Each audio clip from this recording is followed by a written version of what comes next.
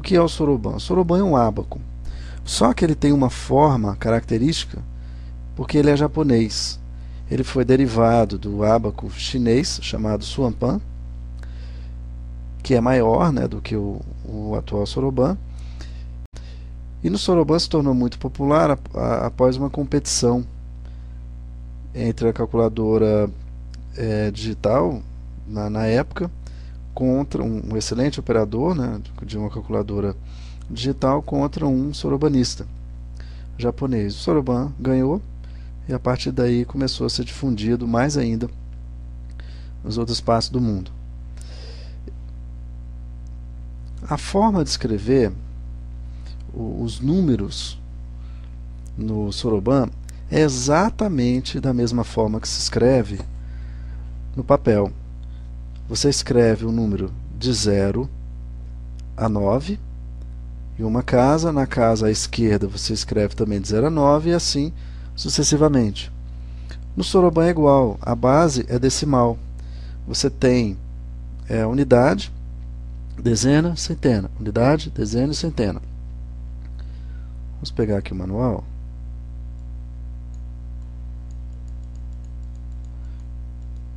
Aqui.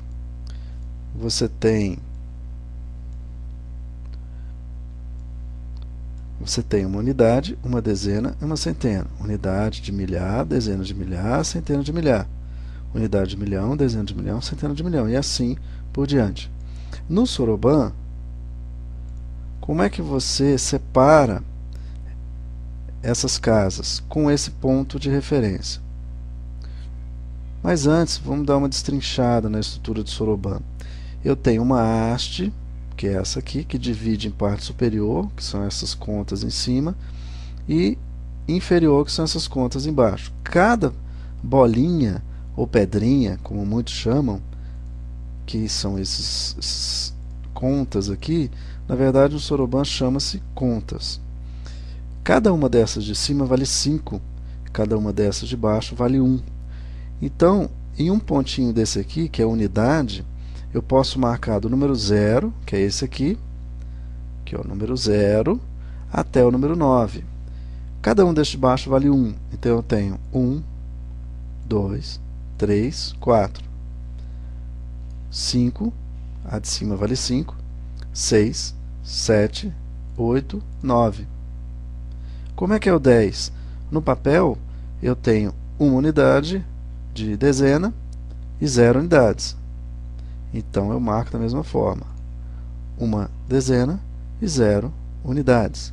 Se eu quiser 100, eu marco uma centena, 0 dezenas, 0 unidades. Se eu quiser escrever um número, por exemplo, 56, eu coloco 5 dezenas e 6 unidades. 56. Repare que o pontinho ele está na unidade. Bom, você deve estar se perguntando qual pontinho que eu escolho, como é que eu sei isso? No decorrer do seu aprendizado no soroban, você vai perceber que determinados cálculos você vai precisar variar esse posicionamento. Então você que vai definir qual que você vai utilizar.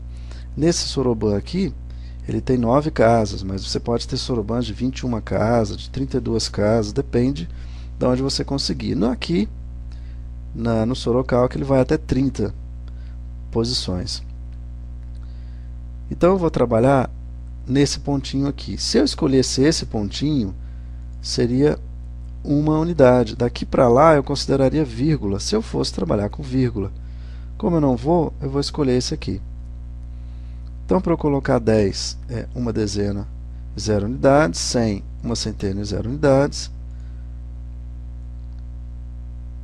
milhar, uma unidade de milhar, 0 centenas, 0 dezenas, 0 unidades, fica 1000. Por que que no soroban você fazer cálculo? Por que que os cálculos são rápidos? Repara o seguinte, quando nós aprendemos os números e começamos a aprender as operações matemáticas, perceba que nós pensamos em volume. Por exemplo, 10 não é uma posição no soroban, são 10 coisas. Se eu penso em 100, são 100 coisas. 1000 coisas, 1 milhão, 1 milhão de coisas. No Soroban, isso não importa. Você só fica realmente preocupado em marcar no Soroban a posição daquele número que você quer representar. Então, se eu quiser representar 100, eu ponho uma centena aqui e acabou. Não são 100 coisas, eu tenho uma conta que se mexeu aqui.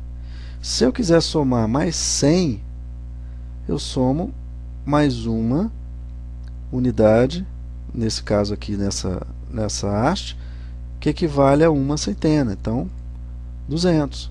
Mas visualmente eu só mexi duas contas, ou pedrinhas, até você acostumar com o nome contas. Então, quando você faz um cálculo no Soroban, você se preocupa em operacionalizar as contas. Como, em outras palavras, que eu vou adicionar ou retirar as contas para chegar ao resultado desejado. E isso, como é que é feito? Isso é automatizado. Assim como a digitação, você tem A, S, D, F, G, H, J, K, L, C cedilha, e você automatiza o uso dos seus dedos até o ponto em que você não pensa em que dedo você está batendo. O Soroban é a mesma coisa. Você automatiza essa combinação até o ponto em que você não pensa no processo em si. Depois que você automatiza, o seu cérebro faz para você. E uma coisa interessante do Soroban é que você trabalha com os dois lados do cérebro. Você trabalha com o lado esquerdo e com o lado direito.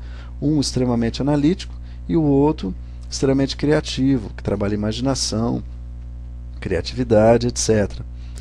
O cálculo mental nada mais é do que visualizar o Soroban e conseguir fazer todas as movimentações das contas mentalmente. Aí você faz cálculo mental. Vamos dar um exemplo de cálculo? Vamos lá, eu tenho 1 aqui, uma unidade. Eu vou somar mais 1. Então o que eu faço? Eu suspendo 1.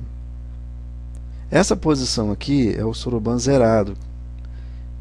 Tem só 0 aqui, são as contas de 5 para cima e as de 4 para baixo. Com 4 embaixo, cada um valendo 1. Quando eu quero acrescentar, as de cima eu abaixo e as de baixo eu subo. Então eu vou colocar uma unidade. Agora eu vou colocar 3 unidades. Então 1 mais 3, eu só suspendo 3. Ok. O resultado, repare que ele sai sozinho.